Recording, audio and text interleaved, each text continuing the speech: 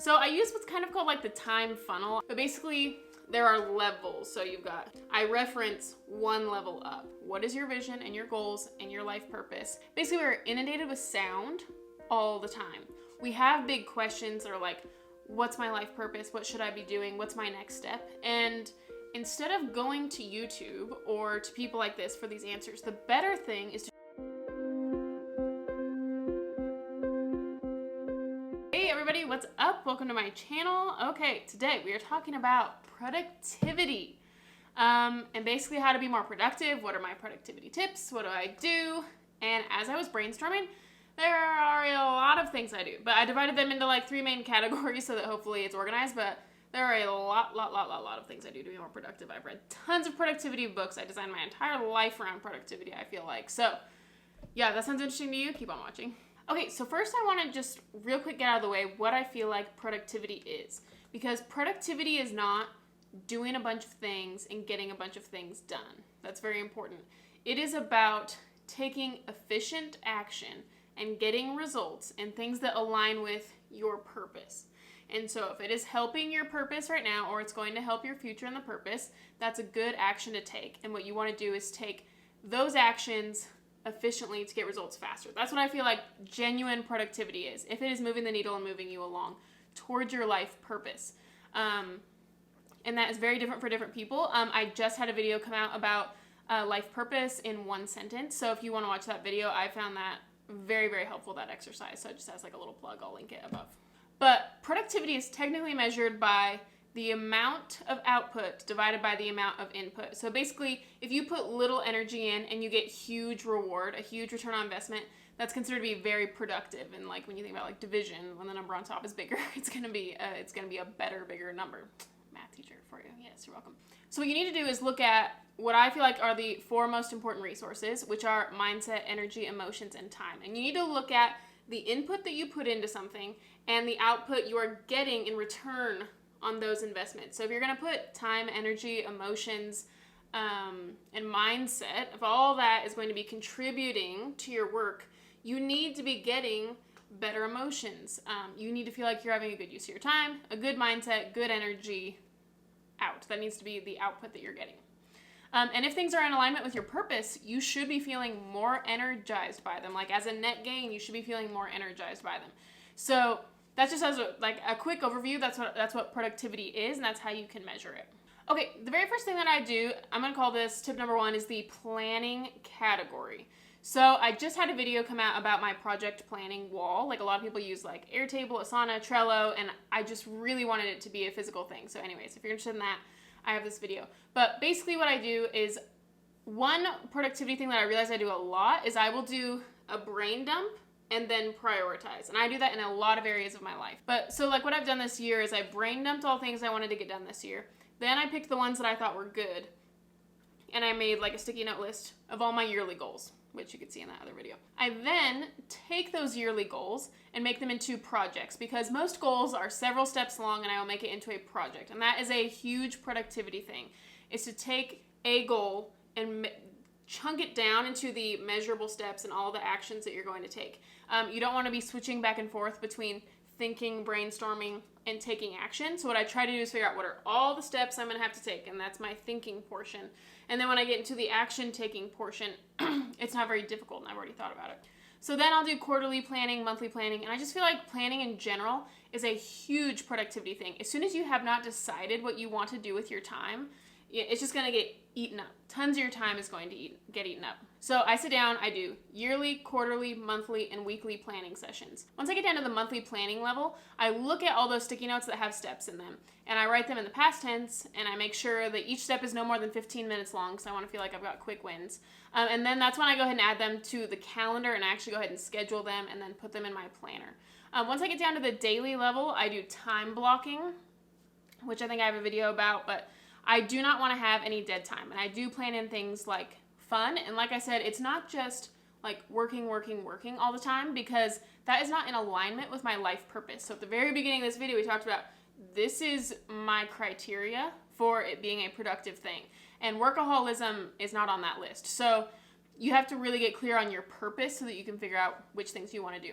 But I do fill in my time with things that I do feel like are contributing toward my purpose. So every week on Sunday, this is when I go ahead and take those things that were monthly and I make them on my daily calendar. I basically look at my project planning wall, figure out what things I want to be done that week, and then I add them to my daily planner. This is on the same day that I try to plan all the things I don't care about. So I do not care about my teaching outfits. I do not care about groceries. I do not care about food. These are just things that I personally am not passionate about at all.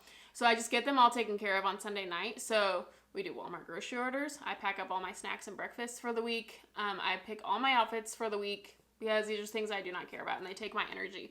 And I want to have quick, efficient morning routines, and I cannot have that if I have all this stuff that I have to do every single morning. So it's very important to me that I just get that all done on Sundays. So then I have a very specific morning routine, which I do have a video about that also, that really streamlines things. When I wake up in the morning, no technology for 2 hours. I do morning pages, which is basically just journaling, like free-form thought just for 3 pages. And basically the idea is that if you get all these thoughts out on paper in the morning, they won't be clogging up your brain throughout the day. And that is a huge key to productivity, is having a clear mind.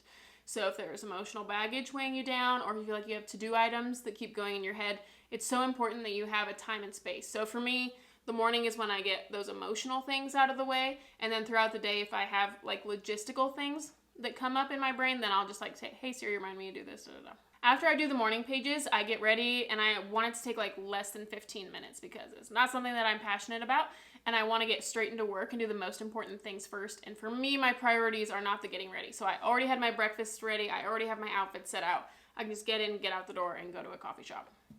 Once I get to a coffee shop, I have kind of like a journaling exercise where this is not the free-form thought. I do that at home in bed, but I journal 5 things that I'm grateful for. And then I also write down my 10 goals daily. Same 10 goals over and over and over again in this journal.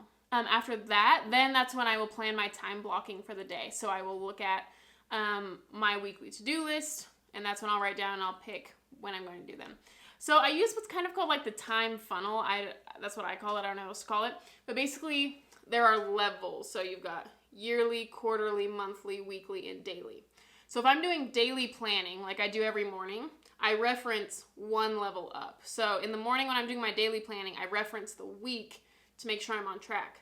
Later on when I do weekly planning on Sunday evenings, I reference the month and make sure I'm on track for the month. When I do monthly planning, I reference the quarter. When I do quarterly planning, I reference the year. That way, I don't have to keep looking at them all the time over and over. I just say, okay, when I'm doing this level, I will make sure that that level's taken care of and one level up. So that is one category. That itself is one category. Basically, planning is what makes you productive. You figure out what your life purpose is, then you figure out how that could translate to this year, and then you plan it out to make sure it goes into the days. I don't know anyone who's successful that doesn't say that you should be planning. Some people are like, I'm not the planning type person. It's like, well, you're not the successful type of person then. Not really. That's a little snarky, but it seriously is huge to your productivity. If you want to get stuff done, you got to pick what stuff you want to get done, when you want to get it done, and then you do it. Okay, the second category. So the first category was like planning and picking what things we are going to do. Now the second category is figuring out what things you are not going to do. That is the biggest chunk of productivity, is figuring out things that you should not be doing. And so this really comes down to you figuring out what is your vision and your goals and your life purpose. And there are lots of things that are going to be good things, but because they don't align with your life purpose, get out of there. They might be better for another person to do, but not for you. So like I've heard this story before.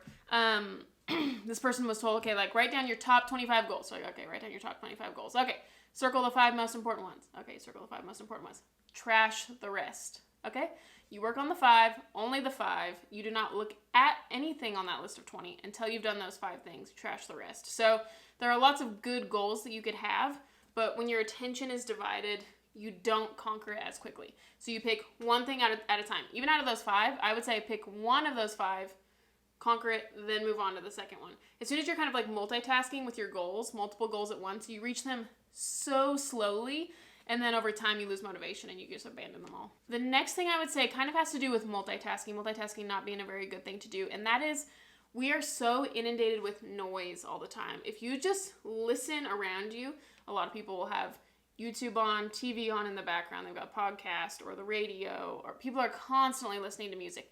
Basically, we're inundated with sound all the time.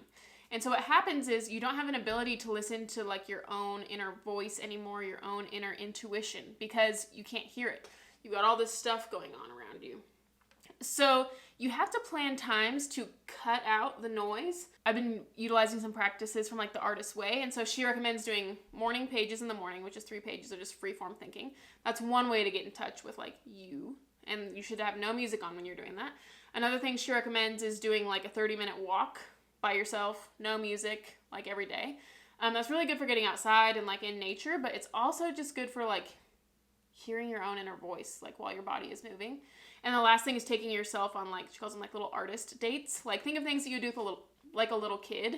Think of things you would do with a little kid, and like maybe going to the zoo or just things that really intrigue you, and then try to do that once a week for like an hour. So I think cutting out noise is so important, because I think a lot of times we have big questions that are like, what's my life purpose? What should I be doing? What's my next step? And instead of going to YouTube or to people like this for these answers, the better thing is to just get by yourself for an hour, and you get so many ahas. I've only been doing these listening exercises for a couple days, and already I've gotten so many ahas on these walks, and I feel so much less anxious. I would say after doing this that a ton of anxiety has got to come from the amount of noise that we constantly have on, and people just have a hard time, I think, being alone with themselves now, just because we're never alone with ourselves. We always have something going on in the background. So I think it's so important, and it feels like it's inefficient. You're like, oh, I'm not getting very many things done because I'm just going on a walk or I'm going on a date with myself. But it is one of those things that is effective, not necessarily efficient. It's like you got to go slow to go fast. And it ends up being more productive in the long run. But it doesn't feel like, oh, I want to go quickly, I want to move quickly. And then the last thing is, I would just say you have got to look at your screen time. I know people harp on about this all the time, and this is just an old topic at this point, but people are not listening. So I guess I just have to keep on harping on about it, because people continue to just be on social media for so often. 2 hours when you wake up, no technology. 2 hours before you go to bed, no technology. You do not need to check Instagram multiple times per day. Now, the thing for me is that I noticed that I could be in like a really high vibe, we've got good energy, then I get on my phone and I look at Instagram, and I didn't even see anything particularly bad, or I didn't even get like jealous or insecure or anything. So, it's just a fine time, nothing really bad happened. But then as soon as I'm done, my energy is so low. Just my physical bodily energy is so low. And just anecdotally, I think from teaching students online, when I see them in person and they're like on computers all day, everyone's energy is everyone gets very sluggish.